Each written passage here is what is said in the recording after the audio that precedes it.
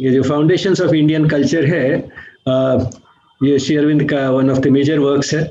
और दूसरे जो मेजर वर्क्स हैं उनकी तरह ये भी आर्या में ही सबसे पहले छपा था, लगभग 100 साल पहले, ऑलमोस्ट एग्जैक्टली 100 साल पहले। सबसे पहला आर्टिकल जो था, जो हमारे पास पुस्तक है फाउंडेशंस ऑफ इंडियन कल्चर, उसका दिसंबर 1918 में छपा था और लास्ट जनवरी 1921 में। तो 100 साल पुरानी ये जो ग्रंथ है हमारे श्री अरविंद के, उनका आज भी कितना महत्व है वो जो है हम देखेंगे। और वैसे अब आप अगर लेने जाएंगे फाउंडेशंस ऑफ इंडियन कल्चर तो आपको शायद मिलेगी नहीं आसानी से कहीं, क्योंकि अब इसका एक नया टाइटल हो गया है, renaissance in India and other essays on Indian culture. तो उसमें जो है फाउंडेशंस ऑफ इंडियन कल्चर का जो सब कुछ था वो तो है ही, लेकिन उसके साथ और कुछ भी कई चीज़ें उसमें सिमिलर जो टॉपिक्स के और एसेज हैं और राइटिंग्स है श्री अरबिंदो की, वो भी डाल दी हैं। तो थोड़ा एनलार्ज्ड वर्जन है under the name of the renaissance in India and other essays on Indian culture. तो सबसे पहले शुरुआत करते हैं कि जो फाउंडेशंस ऑफ इंडियन कल्चर है वो क्यों लिखा गया। उसको लिखने के लिए जो सबसे पहला स्टिमुलस था, जो इसकी वजह से श्री अरविंद को लगा कि ये लिखना चाहिए, वो था एक ब्रिटिश ड्रामा क्रिटिक था विलियम आर्चर। उसने भारतीय संस्कृति की बहुत निंदा की और तभी श्री अरविंदो को लगा कि उसके डिफेंस में जो है कुछ न कुछ जरूर लिखना चाहिए, क्योंकि ड्रामा क्रिटिक जो था उसको ज़्यादा पता तो था नहीं भारतीय संस्कृति के बारे में। तो श्री अरविंद ने कहा कि अपनी जो उसकी सीमा थी, अपनी जो उसका एक्सपर्टीज था, उसको छोड़कर वो एक ऐसे टॉपिक पे चला गया जिसके बारे में उसको कुछ ज़्यादा पता नहीं था। और उसका रिजल्ट ये हुआ कि बड़ा जो था उसने उल्टी सीधी चीज़ें कई ऐसी लिख दी। उनमें से कुछ चीज़ें शायद सही भी हों उस समय, लेकिन श्री अरविंद ने कहा कि उस समय हमारा देश जो था एक डिकेडेंट फेज से गुजर रहा था। It was passing through one of its most decadent phases. और इस तरह के जो फेजेस हैं, उतार चढ़ाव जो होते हैं, हर कल्चर में होते हैं। तो हमारा कल्चर जो था उस समय उस फेज से गुजर रहा था। तो एक पूरे कल्चर को उसके आधार पे जज करना जो है वो ठीक नहीं है, वो जो है बिल्कुल गलत है। और उन्होंने जो था इन एसेज में ये दिखाया कि वास्तव में हमारा जो कल्चर है वो है। तो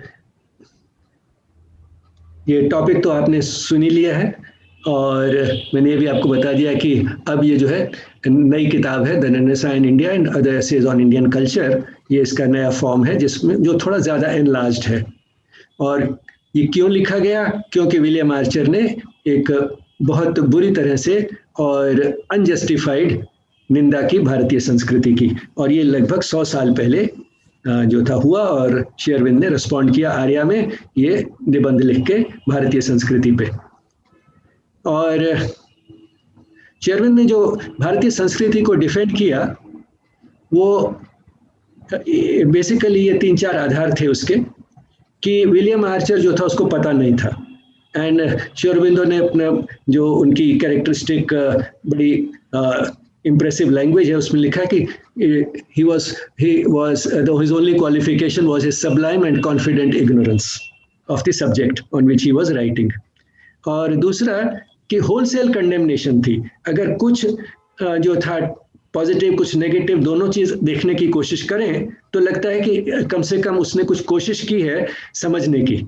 लेकिन उसने जो था एक होस्टाइल क्रिटिक जिसको बोलते हैं ना, कि जो पहले ही फैसला कर चुका था कि मुझे क्या जज करना है और क्या अपने किस कंक्लूजन पे पहुंचना है, और उसके हिसाब से उसने होलसेल कंडेमनेशन, जो हमारे सबसे जो हाईएस्ट अचीवमेंट्स हैं उनको भी कंडेम कर दिया उसने। और उसका मोटिव यही था दिखाना कि भारतीय संस्कृति जो है अब आउटडेटेड है और कुछ असभ्य लोग जो थे पुराने समय में उन्होंने एक ये कल्चर बिल्डअप किया जिसका आज कोई बिल्कुल रेलेवेंस है ही नहीं। तो और दूसरा जो उसकी जजमेंट थी वो बेस्ड थी उस समय पे जब हमारा देश जो था एक डिकेडेंट फेज से गुजर रहा था। अब एक सवाल ये पैदा होता है कि हमें अपनी संस्कृति के बारे में कितना पता है और क्यों ज्यादा पता होना चाहिए।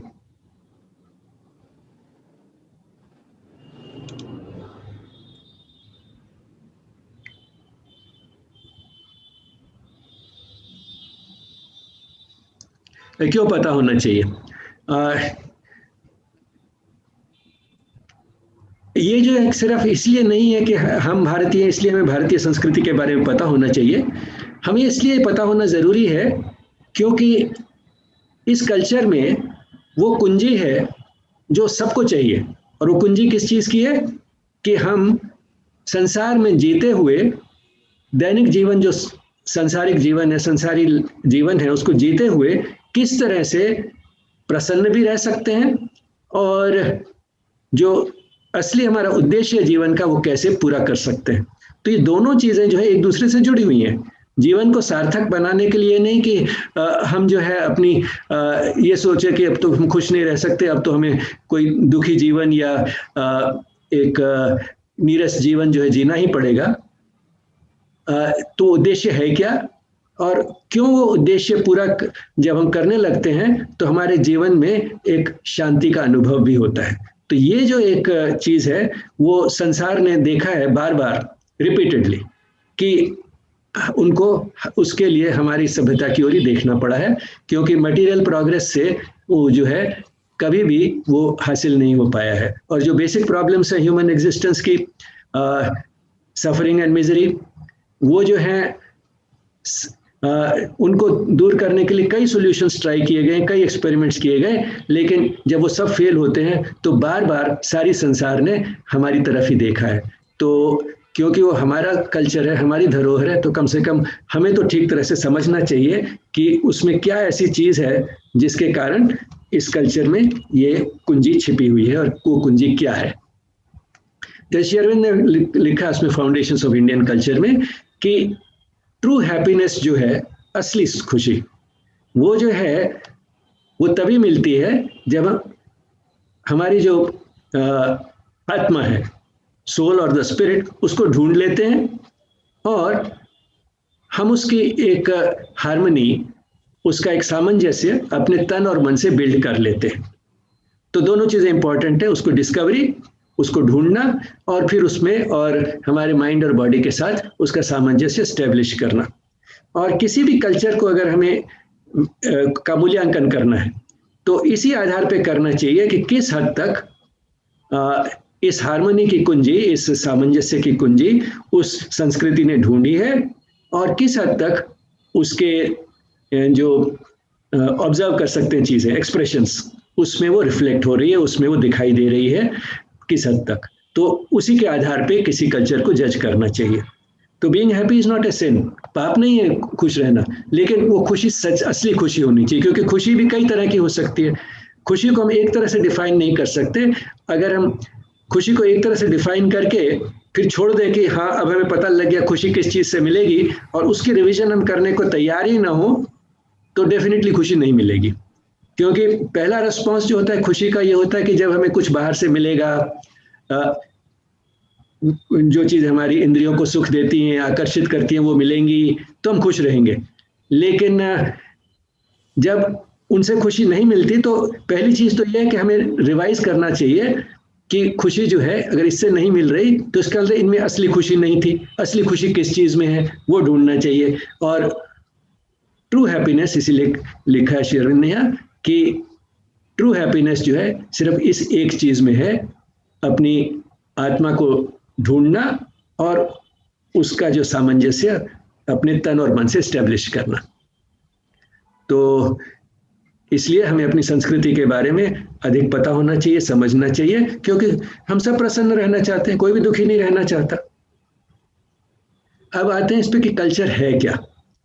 कल्चर जो है आधारित होता है शेयर्ड पास्ट पे, कि एक ग्रुप ऑफ पीपल, कुछ लोग जो हैं वो बहुत पुराने समय से उनका जो अतीत है उसमें उन्होंने बहुत कुछ एक दूसरे के साथ बांटा है, अपना सुख दुख, और अपनी हर चीज़ जो है उन्होंने बहुत समय से बांटी है। और उसका परिणाम ये होता है कि उनका एक आदर्श जो है उनका बन जाता है, और वो आदर्श जो है एक बौद्धिक आदर्श होता है, वो एक्सप्रेस होता है उनके जो भी क्रिएटिव एंडेवर्स होते हैं, जैसे music, dance, art, architecture and even language, और बाहरी जीवन में भी रिफ्लेक्ट होता है, जिसमें हमारी भाषा, हमारे सोचने का तरीका, और हम किस तरह से हमारा आचरण होता है, और जो अलग अलग परिस्थितियां हों उनमें हम किस तरह से रिस्पॉन्ड करते हैं, किस तरह का रिस्पॉन्स देते हैं, तो उस सब पे जो है वो सब में रिफ्लेक्ट होता है क्या चीज़, कि हमारा एक आइडियल, हमारा एक आदर्श, हमारा एक बौद्धिक आदर्श क्या है हमारे कल्चर का। तो भारतीय संस्कृति का वो आदर्श क्या है, that is the next question. और आपने शायद गेस कर ही लिया होगा कि भारतीय संस्कृति का वो जो आइडियल है वो है स्पिरिचुअलिटी। जैसे अरविंद ने लिखा है फाउंडेशंस ऑफ इंडियन कल्चर में, spirituality is indeed the master key of the Indian mind, the sense of the infinite is native to it. तो जो अनंत है, ईश्वर परमात्मा, उनके जो एक मन में एक सेंस होना, उसके बारे में सिर्फ सोचना नहीं, उसका एक हर सॉर्ट ऑफ चीज में परमिएट करना, हमारी हर चीज में, चाहे हमारी भाषा हो, चाहे हमारा विचार हो, आचार विचार हो, हमारे रिस्पॉन्सेज हो, हर चीज में वो एक ही चीज रिफ्लेक्ट करती है, एंड दैट इज स्पिरिचुअलिटी। क्योंकि वो जो है हमारे अंदर एक ब्लड में घुसी हुई है, हमारे कण कण में है, और इसलिए that is the master key of the Indian mind. आपने देखा होगा कि उसके लिए कोई बहुत पढ़ा लिखा होना या कुछ जरूरी नहीं है।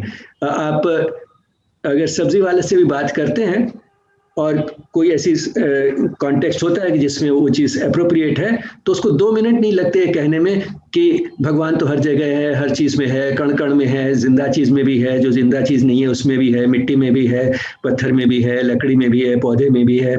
और अगर कॉन्टेक्स्ट है ऐसा तो कहेगा जो प्रभु इच्छा, जो कुछ होता है उनकी इच्छा से ही होता है, जो कुछ होता है अच्छे के लिए ही होता है, and so on and so fourth. Now ये जो चीज़ है ये एक हमारे अंदर एक घुसी हुई है, और that is the master key of the Indian mind. और वो कोर जो है इंडियन कल्चर का, स्पिरिचुअलिटी, वो अभी तक जिंदा है।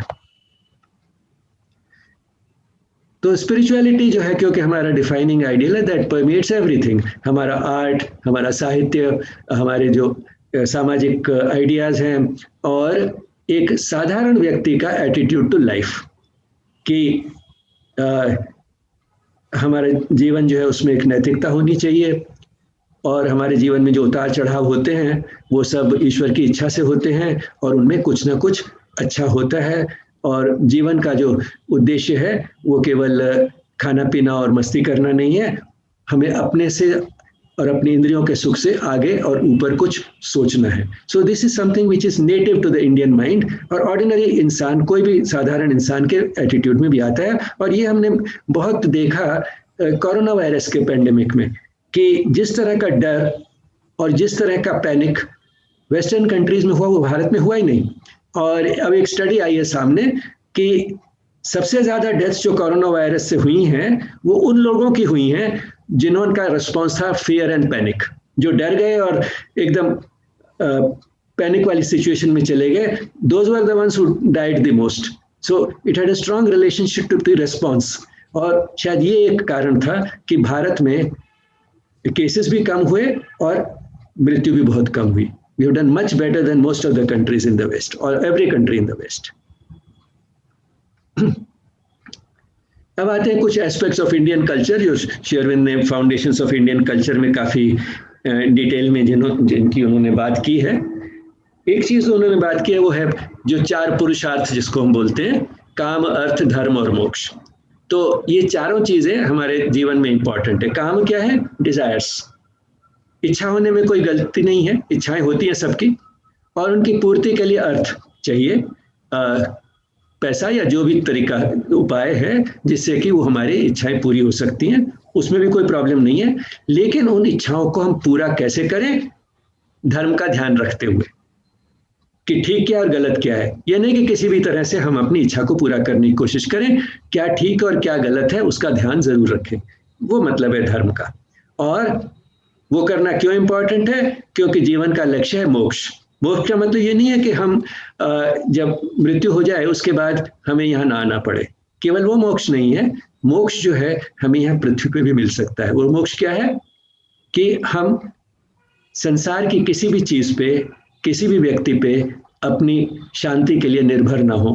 दैट इज ऑल्सो मोक्ष। और वो तभी मिलता है जब हम काम और अर्थ को धर्म का ध्यान रखते हुए जीवन बिताते हैं। और ये एक कंट्रोवर्शियल टॉपिक है, 4 वर्ण। वो जो है जातियां जिसको हम बोलते हैं, आजकल जाति वैसे नहीं है। तो इसमें सबसे पहली जो बात है और सबसे महत्वपूर्ण बात ये है कि ये जो वर्ण है, ब्राह्मण, क्षत्रिय, वैश्य और शूद्र, ये वंश के आधार पे कि किस फैमिली में कोई पैदा हुआ है, ये एक बाद में डिस्टॉर्शन है। ये बाद में आया है, हमारे प्राचीन भारत में ये नहीं था। Asian Indian culture did not have it. ये जो था व्यक्ति की जो गुण है, पिक्यूलियरिटीज हैं, उस पर आधारित था। और हर एक का स्वभाव तो अलग अलग है ही। और स्वभाव जो है उसके जो 3 बेसिक एलिमेंट्स हैं वो है तमस, रजस और सत्व। उससे ज्यादा सिंपल और सरल और सही तरीका किसी पर्सनालिटी को एनालाइज करने का हो नहीं सकता। ये जो 3 बेसिक एलिमेंट्स हैं, तमस, रजस और सत्व, उनको अलग अलग अनुपात में अगर हम मिला लें तो हमें हजारों पर्सनालिटीज मिल जाएंगी और उससे हम किसी की भी पर्सनालिटी को एक्सप्लेन कर सकते हैं।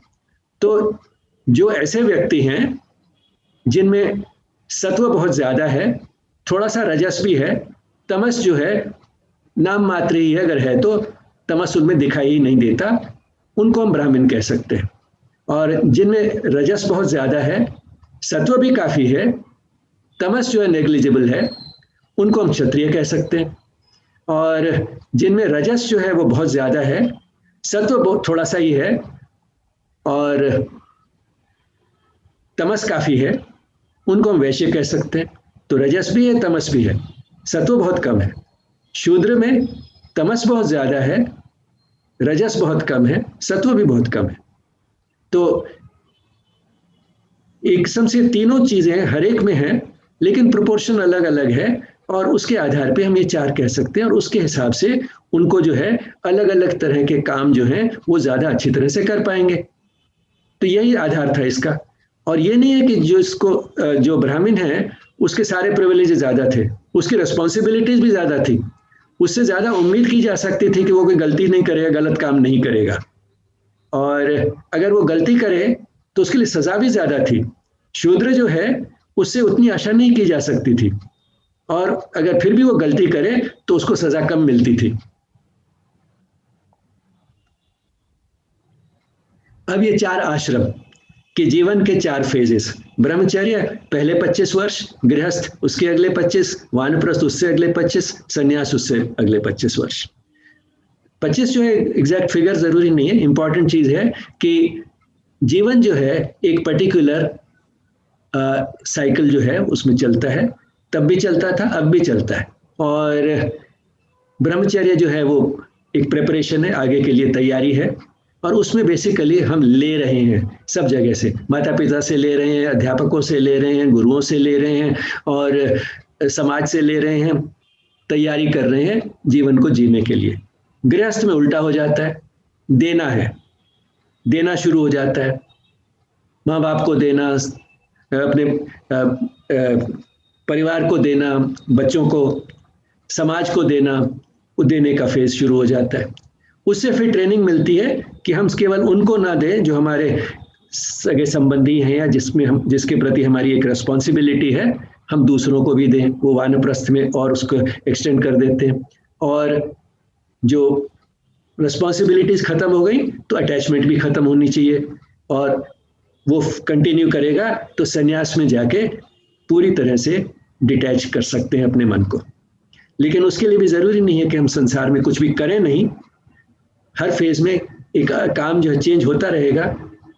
और ये 4 आश्रम जो हैं, that's again a very sensible type of division of life. अब आते हैं कुछ चीज़ों पे जो श्री अरविंद ने एक एक करके ली हैं। कि इंडियन रिलीजन है क्या। इसका असल में कोई नाम एक किस्म से कह सकते हैं कि है ही नहीं। सनातन धर्म का मतलब सिर्फ ये है कि वो सेंस ठीक और गलत की जो हमेशा के लिए लागू होगी और हर जगह लागू होगी, इसलिए सनातन धर्म कह सकते हैं उसको। वो एक धर्म का नाम नहीं है। जैसे आजकल हम सोचते हैं कि हर धर्म का एक नाम होना चाहिए। हमें जो नाम है हिंदुइज्म वो तो दिया गया, दूसरों ने दिया। वास्तव में सनातन धर्म का आइडिया जो था वो यही था कि ठीक क्या है, गलत क्या है, और वो जो है ऐसे तरीके से प्रेजेंट किया गया था कि हर समय हर स्थान पर देश और काल का ध्यान रखते हुए कि लागू हो सके। उसमें कोई डिविजन्स नहीं है, उसमें ये नहीं है कि हर एक को एक पर्टिकुलर चीज जरूर करनी ही है, और उसमें कोई डॉगमा नहीं है, मतलब कि एक रिजिड थिंकिंग नहीं है, कोई अपॉइंटेड हेड नहीं है, कोई गवर्निंग बॉडी नहीं है, कोई रीति रिवाज जो ऐसे नहीं है कि जिसको ना करे तो निकाल दिया जाएगा।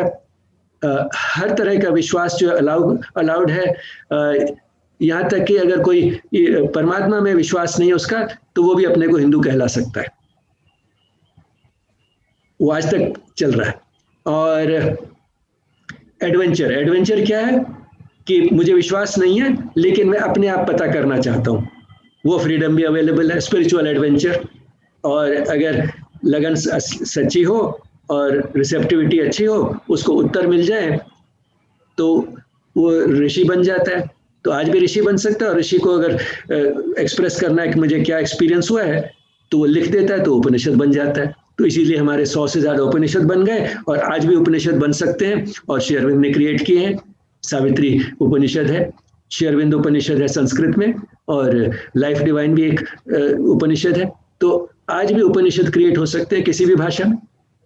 तो ये जो एडवेंचर का जो है अलाउड है। तो बेसिकली इसमें है क्या जो पॉजिटिव है। अभी तक तुमने ज्यादा नेगेटिव देखा कि इंडियन रिलीजन या सनातन धर्म में क्या क्या चीज जरूरी नहीं है। कुछ भी कर सकते हैं, कुछ भी नहीं कर सकते हैं, और फिर भी अपने को हिंदू कहला सकते हैं। बट बेसिकली वो 4 चीजें जो पॉजिटिव है वो क्या है।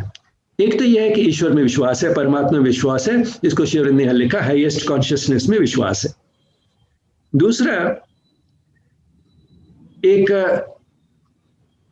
उसका और बढ़ने के लिए, हाईएस्ट कॉन्शियसनेस की तरफ बढ़ने के लिए ये माना जाता है कि हमें अपने को प्रिपेयर करना है, डेवलप करना है, एक्सपीरियंसेस लेने हैं। और तीसरा कि उसके लिए रास्ता जो है वो कई हैं, और वो रास्ते एक्सपेंड होते चले जाते हैं जैसे जैसे हम यात्रा में आगे चलते हैं। और उसमें विद्या ग्रहण करना और स्पिरिचुअल डिसिप्लिन, दोनों चीजें उसमें शामिल हैं। और जो उस तरह की लाइफ के लिए तैयार नहीं है, उसके लिए भी जो है एक उसको एज एन इंडिविजुअल क्या क्या करना चाहिए, उसके लिए धर्मशास्त्र हैं। और कलेक्टिव लाइफ कैसी होनी चाहिए वो भी उन शास्त्रों में है। और हर प्रकार के व्यक्ति के लिए कैसा होना चाहिए वो सब उसमें है, लेकिन हर एक के लिए एग्जैक्टली सेम चीज नहीं है। और एक फ्रेमवर्क क्लियर दिया हुआ है हर व्यक्ति के अपने स्वभाव और स्वधर्म के अनुसार। तो ये 4 चीजें जो हैं वो बेसिक है। तो फंडामेंटल आइडिया जो है हमारे धर्म का वो वही है जो सारी दुनिया में जो भी हाईएस्ट लेवल पे सोचता है उस पे पहुंचता है।